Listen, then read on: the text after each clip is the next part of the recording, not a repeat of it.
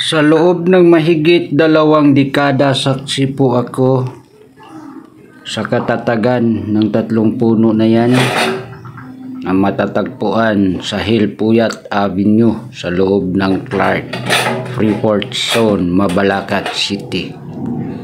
Pero hindi siya pinalagpas sa malakas na unos na dumaan kagabi, May 1, 2025 sa ganap na alas 6:30 ng gabi, kung saan ang Tres Marias na kinatatakutan ng lahat ay bumigay.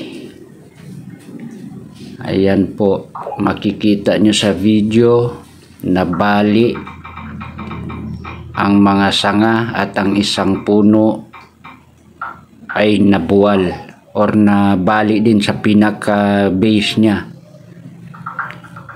So maraming kababalaghan po maraming mga kwento ang naririnig dito sa Tres Marias na ito, na kung saan may mga white lady daw na nakikita dahilan para naging aksidente ng mga sasakyan na tumatawid dito. Yun ang mga kwento-kwento. Dumating ako sa Clark since 2021 at yun ang naririnig ko. Ayun po, ganun kalupit ang kalikasan. Inagupit po ang Mabalacat kagabi ng malakas na unos, malakas na ulan na may kasamang malakas na hangin na akalain mo ay bagyo. Yan po ang sinapit sa makasaysayang Tres Marias sa loob ng Clark.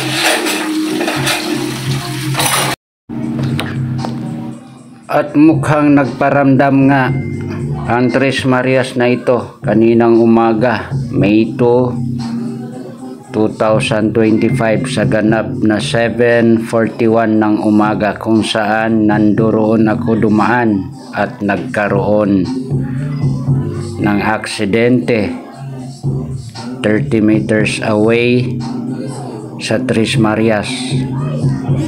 Ito ay ang isang motorcycle rider na naka-red na Honda Click.